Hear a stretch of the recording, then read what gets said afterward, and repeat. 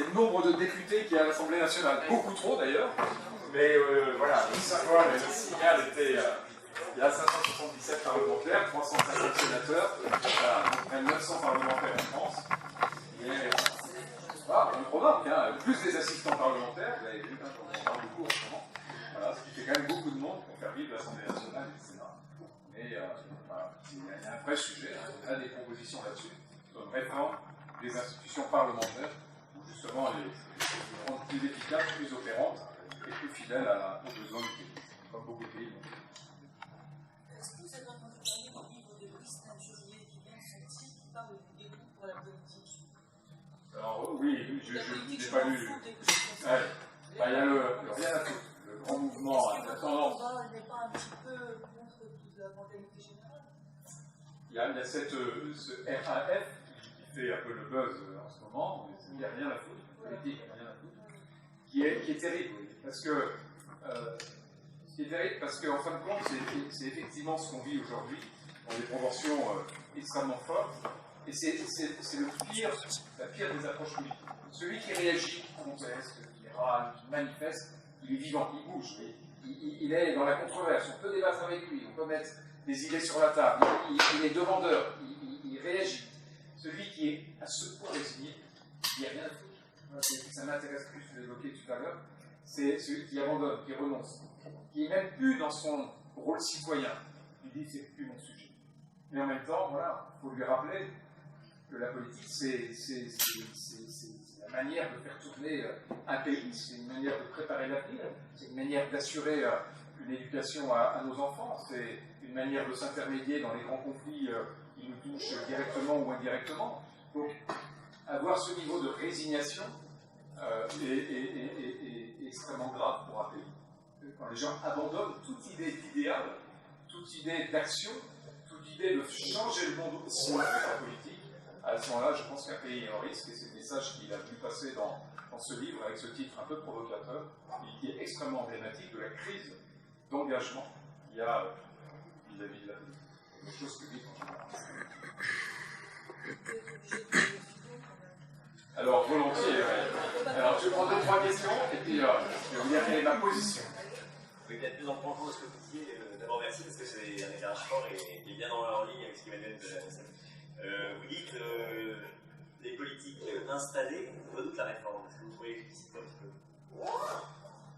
Par principe, oui, le changement est disruptif. Le changement, il bouscule. Le changement, il change le quotidien, soit des hommes politiques, soit des Français. Donc, on le voit bien, à chaque réforme, vous avez un projet de loi qui peut à la base être plutôt acceptable.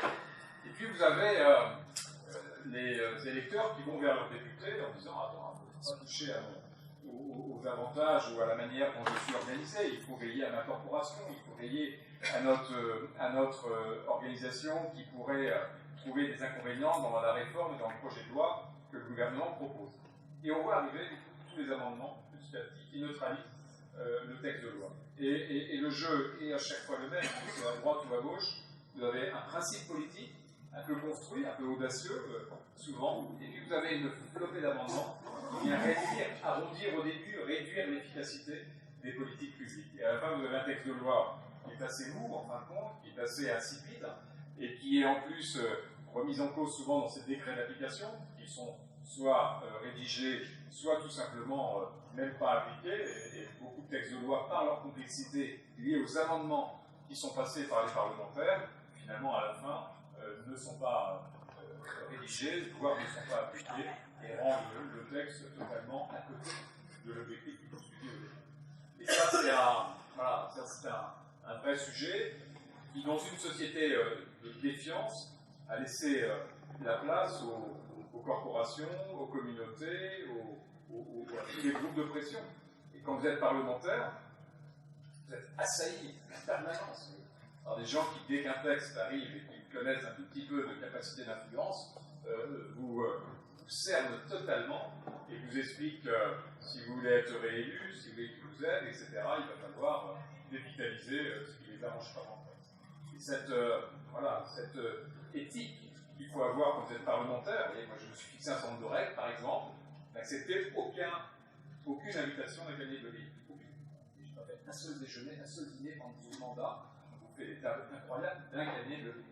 Disons au cabinet de ligne, voilà, quand vous avez quelque chose à dire, vous m'envoyez votre argumentaire, vos propositions d'amendement, je les regarderai, et je ne veux pas rentrer dans ce jeu de rencontres qui risque de se terminer souvent par finalement une pression, et une pression bien faite vis-à-vis du parlementaire.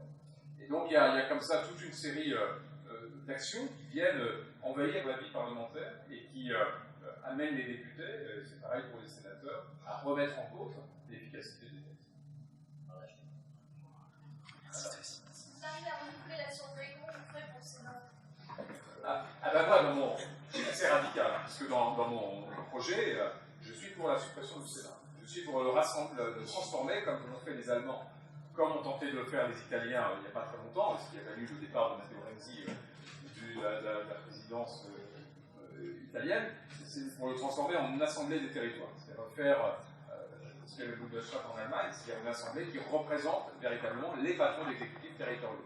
En disant aujourd'hui, il y a une redondance entre l'Assemblée et le Sénat, parce que c'est des chambres politiques. Alors, quelle chambre politique, c'est le principe, encore une fois, de la démocratie de nos institutions, mais elle doit cohabiter avec une chambre territoriale qui valide ou invalide, à l'aune des réalités des territoires, les projets de loi qui sont menés. Et aujourd'hui, il y a une redondance des deux chambres, parce que le Sénat se fait sur des listes politiques, alors que la proposition que j'ai faite et que j'ai débattue à l'Assemblée, d'ailleurs, c'est de faire du Sénat une assemblée des territoires qui représente les têtes des exécutifs régionaux ou métropolitains, de telle manière à mettre au défi les lois de l'Assemblée, leur application sur le terrain et retrouver un peu de pragmatisme et de bon sens dans notre travail législatif. Excusez-moi, quel scrutin Moi, je suis plutôt sur le scrutin majoritaire plus que sur le scrutin proportionnel. Parce que je pense que l'exercice qu'on fait là, c'est l'exercice de vérité avec des candidats. Oui, nous avons un député qui en est, je crois, sa 7e mandature. Ouais, ça c'est. Moi, je suis pour le non-cumul dans le temps. Hein, autant je suis contre le non-cumul des mandats tel qu'il a été fait, hein, avec un mandat, la possibilité de combiner un mandat d'exécutif local et un mandat parlementaire, parce que je crois que justement notre contribution à l'Assemblée nationale est très inspirée par ce qu'on vit sur le terrain dans nos exécutifs locaux, mais qu'en revanche, le non-cumul dans le temps, et je l'avais proposé dans le projet de loi du gouvernement comme amendement, en disant 2 mandats maximum, ou 3 mandats dans un mandat local, parce qu'en gros, le temps d'un grand projet en France, c'est entre 15 et 18 ans, donc pour permettre à un élu de mener un projet de reconfiguration dans sa ville, dans son territoire, et pas plus. Pas plus, il y avait qu'une limite d'âge pour éviter les retraites au Sénat jusqu'à 80 ans, parce que ça n'est pas le reflet aussi des projets dont la France a besoin. Moi, je vous écoute et j'entends beaucoup de choses sur la façon de faire la politique, sur la forme, peut-être sur le fond, quels sont les grands axes que vous portez. La marque de fabrique ou l'approche, et vous verrez dans cette idée de nouvelle géographie politique, il y a la notion de territoire. Ça veut dire, finalement, la politique, elle se construit là où vivent les gens. Et vous voyez, ce qui m'a beaucoup amené à faire de la politique, ou à avoir cette construction, est lié probablement au métier que j'avais avant. Mon métier d'avant, sans rentrer dans le détail, mais je développais des modèles et des technologies pour aider les exportateurs à travers le monde. Donc j'avais mis en place des algorithmes et tout un système de base de données qui permettait d'analyser en temps réel les évolutions du commerce international. Et je m'étais aperçu, dans la modélisation de ces données, que la France, et c'est vrai pour d'autres pays également, perdait des parts de marché sur les secteurs sur lesquels ses avantages comparatifs étaient les plus forts. Par exemple, si on prend un secteur très simple à comprendre, la France décroche depuis maintenant 10-12 ans, 10-20 ans, sur la viticulture. Un élément très imprégné dans nos territoires, qui fait vivre des territoires, qui fait vivre des savoir-faire, qui fait vivre des technologies aussi, mais finalement, parce qu'elle ne s'est pas réformée dans ce domaine-là, la France a perdu et passé du quasiment premier rang en volume au 6 ou 7e rang mondial. Et donc on a derrière tout l'effet de désertification de nos territoires, d'abandon de métiers, d'abandon de position, et derrière le vin, il y a les arts de la table, il y a toute une série de savoir-faire extrêmement stratégiques. Et quand je voyais tous ces secteurs sur lesquels la France a des avantages territoriaux, des avantages comparatifs qu'elle décroche, je me dis le risque pour un pays comme le nôtre, qui a une main-d'œuvre plus chère que la moyenne, qui a moins de capacité capitalistique, qui a moins de capacité de formation que les nouveaux pays émergents en Chine ou ailleurs, eh ben, un pays qui décroche sur ses avantages comparatifs est un pays qui va dans le mur. Et donc, cette source d'inspiration m'a amené à dire la priorité, c'est de repenser les atouts de la France et son aménagement du territoire pour refertiliser partout où il y a de la richesse. Il y a de la richesse dans nos savoir-faire, dans nos paysages, dans nos atouts touristiques, dans nos cultures, dans notre agriculture, et de dire, voilà, ce risque de centralisation, de métropolisation de l'économie et de la politique est mortifère pour un pays qui a autant d'atouts que le nôtre. Et donc, le premier élément dans nos projets politiques, c'est de redéployer de la politique dans les territoires. Ça se fait par une nouvelle proposition de gouvernance de la France, une grande réforme des institutions territoriales. Ça se fait dans le transfert de pouvoir normatif dans le territoire et par les déclinaisons des politiques économiques, des politiques sociales et des politiques d'éducation dans les territoires, en disant il faut remettre, par exemple, dans l'éducation, de la capacité, de la liberté dans les établissements pour qu'ils s'alignent mieux aux besoins de l'économie locale. Il faut, dans le domaine social, dans le domaine du travail, c'est une proposition qu'on a pas mal travaillé, intégrer un SMIC régional pour adapter les niveaux de rémunération à des réalités de pouvoir d'achat dans nos territoires et ne pas finalement aligner des territoires ruraux sur des négociations qui se passent à la Défense ou à Paris, etc. Et donc, tout notre projet politique, il est dans cette idée de subsidiarité, d'aménagement du territoire, de connexion de la France au monde. Et il y a toute une partie, vous le verrez, sur les grands ports maritimes français. Je fais juste cet exemple. La France est connectée au monde par 7 grands ports maritimes. C'est un atout incroyable que peu de pays ont. Pour autant, la France, aujourd'hui, les premiers ports français, c'est Rotterdam, c'est Gênes et c'est Anvers. Alors qu'on a Dunkerque, on a Le Havre, on a Saint-Nazaire, on a Marseille, on a Bordeaux, etc. Parce qu'on n'a simplement pas réfléchi à ce qu'on appelle l'interland des grands ports maritimes. On n'a pas pensé qu'un jour on aurait besoin de mettre des conteneurs sur des bateaux, que le commerce mondial se ferait par ces échanges de conteneurs, et que quand on amène un conteneur dans un port, il faut pouvoir rapidement sortir le conteneur pour l'amener à Paris, à Guéret, à Limoges ou ailleurs. Et donc on n'a pas anticipé tout ça, alors que nos amis néerlandais l'ont fait.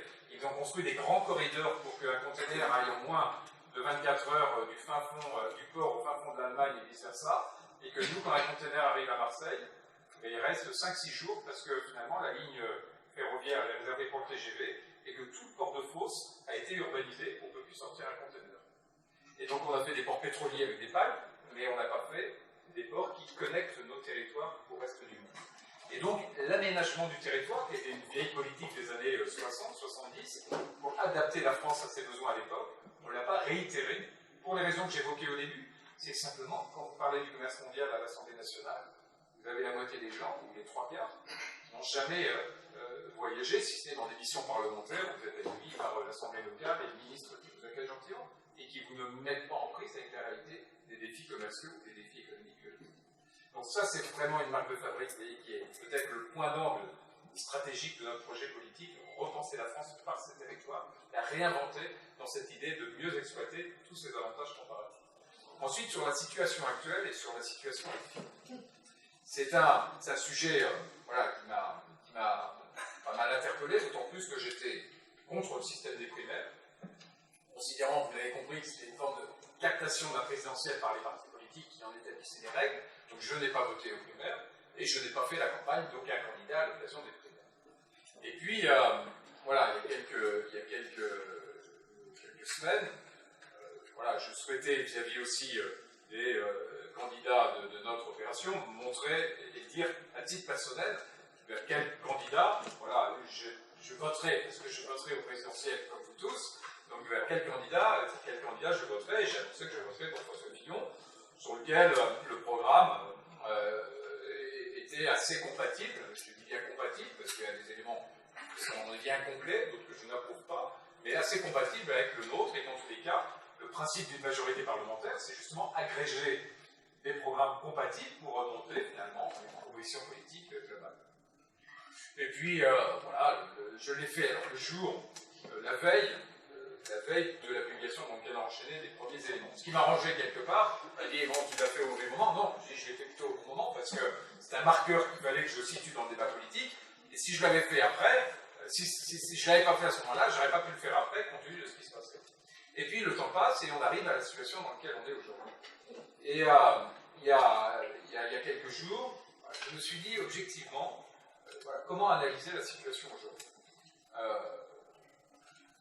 Et avec une première question, c'est est-ce qu'on peut encore changer les choses? Est-ce qu'il y a encore un sujet présidentiel? Ou est-ce que finalement, à 2 mois des présidentielles, il faut considérer qu'il n'y a plus de sujet, c'est ce que vous disiez dans votre question, à un moment, il faut stabiliser le débat et rentrer dans la campagne et ne pas priver les Français du débat sur le fond, qui est le seul débat qui vaut aujourd'hui. Et donc, pour cette raison, également pour la raison liée à la présomption d'innocence, que tous les politiques ont plein la bouche tous les jours, disant la présomption d'innocence, c'est vraiment le truc qu'il faut respecter, et donc elle vaut aussi pour un candidat aux élections présidentielles, pour l'actif programmatique qu'il a mis dans le débat, et sur lequel on peut être d'accord ou pas d'accord, mais en tous les cas, on réclame tous des projets, des programmes, des engagements, il a mis un actif sur la table, dont acte, et je crois qu'on ne peut pas aujourd'hui le négliger et jeter l'actif et le voir avec l'eau du bain, comme dit l'adage. Et puis pour une 4e raison, qui est liée à ce que je disais au début, c'est qu'il fait aujourd'hui office de paratonnerre d'un système dont il a profité, et je pense qu'il faut qu'il dise plus clairement, qu'il l'assume, et dont ont profité des centaines de politiques. Parce que le système était fait de telle manière, était peu codifié, parce que ça arrange tout le monde. Et je me rappelle, quand j'ai été élu député, une des premières interventions que j'ai eues dans l'hémicycle était pour réclamer qu'on traite le fameux IRFM, l'indemnité représentative des frais de mandat, qui est de 5-6 000 € par mois, pour nos frais parlementaires. J'ai demandé à ce qu'on traite l'IRFM comme on traite une autre frais dans une entreprise. Et c'est ce qu'a proposé Macron d'ailleurs ce matin, c'est-à-dire que l'IRFM c'est une enveloppe avec un seuil de 5 ou 6 000 €, et que si on le dépense, très bien, on fait notre de frais et c'est déduit. Si on ne le dépense pas, il vient finalement incrémenter le salaire et on le fiscalise. Et quand j'ai proposé ça, on a dû être que 3 ou 4 à voter pour ce traitement de l'IRFM. Ce qui veut dire que le flou autour de l'IRFM, il a arrangé tout le monde. Fillon, il n'a pas voté, des gens de la droite, des gens de la gauche, tous les parlementaires sont extrêmement à l'aise, étaient extrêmement confortables dans cette idée d'entretenir un flou sur tous ces éléments de rémunération des parlementaires. Et donc, aujourd'hui, j'ai du mal à comprendre, voilà, pourquoi finalement, pourquoi il y a cette telle hypocrisie du monde politique. Pourquoi ses propres amis sont dans les chaloupes à quitter le navire aujourd'hui, alors qu'ils n'ont pas, eux aussi, condamné à ce moment-là l'usage et l'organisation de l'IRFM ou des crédits collaborateurs. Et donc, c'est la raison pour laquelle j'ai fait un texte assez clair hier soir sur mon compte Twitter, alors qui a été retweeté près de 1000 fois, qui m'a valu un appel de François Fillon hier après-midi pour me remercier d'amener dans le débat finalement une nouvelle approche. Mais je lui ai dit, et je le vois demain après-midi en tête-à-tête, un point sur lequel je trouve qu'il fait une erreur, c'est de mettre au pilori à la fois la presse et la justice. Parce que je pense qu'au contraire, la position qu'il doit avoir sur un sujet comme ça, c'est de l'assumer, c'est de dire c'est pas moi, François Fillon, mais c'est toute la classe politique qui depuis des années vit dans ce flou artistique, et donc on ne peut pas reprocher les uns et les autres d'en avoir profité, parce qu'ils n'ont pas voulu le réformer. Et de dire, moi qui connais le sujet, qui connais la situation, et qui peut dire et qui en est profité, je pense que les Français seraient à l'écoute de ça, je m'engage à le réformer totalement. À ce que toutes ces dérives qui se produisent dans le débat politique ne puissent plus se pratiquer. Et c'est comme ça, je pense, qu'il retrouvera, sur ce sujet compliqué, une dynamique de campagne en phase avec ce qu'attendent les Français. Et donc voilà, j'ai pris cette position. Alors, elle me valait toute une série d'invitations que j'ai refusées parce que je n'ai pas à les commenter tout ça en ce moment. Mais voilà, je suis atterré aussi par l'absence de loyauté, de solidarité de ces partis politiques. Et vous voyez, ça reboucle avec ce qu'on disait tout à l'heure, c'est que ce ne sont maintenant que des communautés d'intérêt.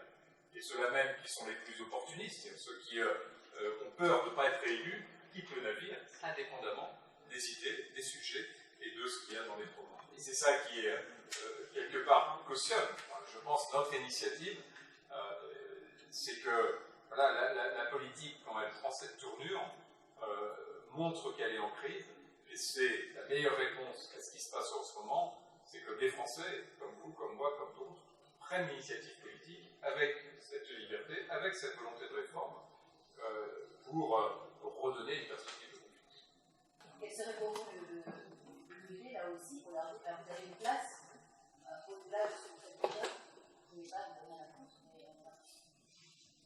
Là, une manière de le faire, c'est d'aider un candidat. Et quand vous êtes ni dans la résignation totale, ni dans l'envie d'aller au front directement, voilà, il y a plein d'engagements politiques au service d'un candidat. Puis il y a des engagements qui sont politiques sans être des engagements électifs, qui sont d'abonder aussi la vie politique ou la vie associative, bien sûr, dans des engagements et qui vont donner ce substrat d'engagement, ce substrat social, en tous les sens du mot, dont un pays a besoin.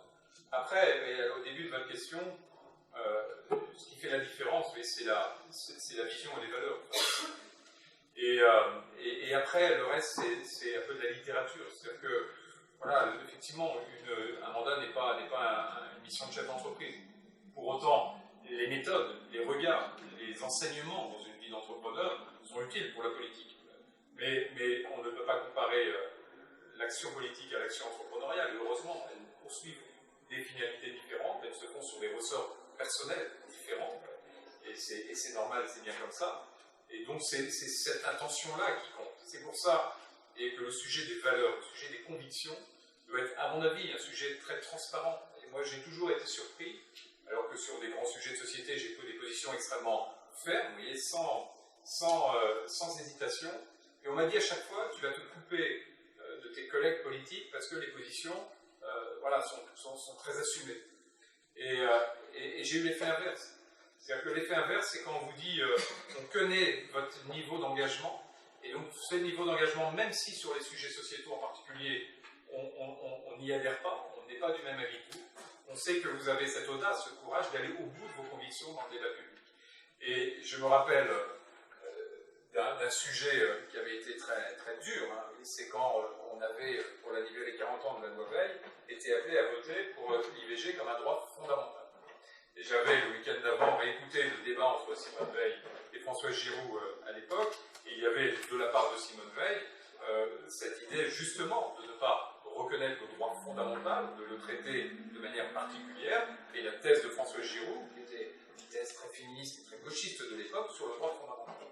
Et donc je vais dans l'hémicycle en disant, alors que tout le monde disait ça va être voté à l'unanimité, tellement c'est un truc que tout le monde doit accepter, donc j'étais avec quelques-uns, on était 6 ou 7, j'ai voté contre la résolution socialiste. Et le lendemain, je vivais un moment qui, dans une vie parlementaire, est toujours un peu particulière, c'est que j'étais au banc des ministres pour ma première proposition de loi que je défendais à côté du ministre qui avait la compétence, c'est une réforme du permis de conduire avec la privatisation des épreuves du permis de conduire. Et la semaine d'après, je voyais le président de la République pour valider la candidature de la France à l'exposition universelle. On m'a dit, mon pauvre, tu es grillé parce que la position que tu as prise va totalement te déconnecter des contacts politiques ou de la discussion politique, notamment sur ta proposition de loi et dans l'engagement du président de la République pour une expo universelle. Et ça a été tout l'inverse. Il y a eu une crise de 24 heures à gérer, et puis après, les meilleurs alliés dans ces débats-là que j'ai eus sont des alliés de gauche qui ont voté et avec qui j'ai bataillé sur ces sujets pendant toute la mandature et dans tous les grands sujets de société qui ont été posés. Et ça, vous voyez, c'est pour moi la principale leçon de cette législature et de cette expérience parlementaire. C'est-à-dire on fait confiance à quelqu'un qui assume ses convictions et qui trace sa route et qui marque son cap et qui l'assume, et on ne fait pas confiance à quelqu'un qui nous voit, qui a fait métier de la politique et qui n'est pas capable d'assumer un idéal, ou en tous les cas de positionner un idéal dans un projet politique. Et c'est probablement à partir de là qu'on lit un homme politique, et ensuite on attend de lui, bien sûr, que l'atteinte de l'objectif, il le fasse à l'aune de qualités personnelles, de compétences, qui soient des compétences qu'il a acquis dans un univers qui est le sien, et à lui ensuite de le vendre à ses électeurs pour montrer qu'il fera de la politique avec efficacité, à l'aune de ses valeurs, à l'aune d'un idéal politique. Et dernière question, parce qu'après j'ai aussi une famille, je leur ai promis, voilà.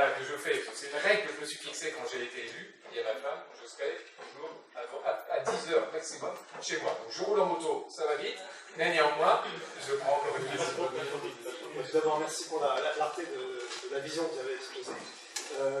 Je voulais m'adresser aux patrons de PME ou anciens patrons de PME que vous êtes avec cette expérience industrielle et de terrain. Quand je vois le document, il s'agit beaucoup des territoires, des politiques publiques, etc. Quelle est, peut-être en quelques mots, alors, votre proposition par rapport à l'industrie? Et je pense notamment à un sujet qui est courant, qui est les charges sociales, parce que je constate souvent que les charges sociales sont ce qu'elles sont, et à côté on a des facilitateurs qui sont le CICE, l'abondement etc., qui font qu'au total il y a moins de charges, mais c'est pas transparent, on ne s'en rend pas compte, du coup on a d'autres appareils.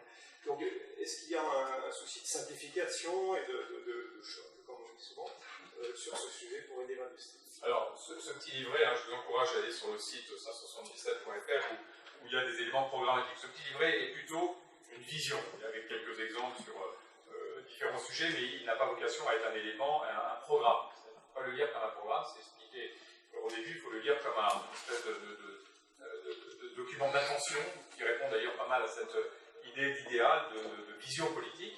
Et il y a d'autres documents, donc il y a un document programmatique sur six grandes orientations avec des éléments de politique économique très clairs, et puis un document sur les mesures emblématiques pour les illustrer.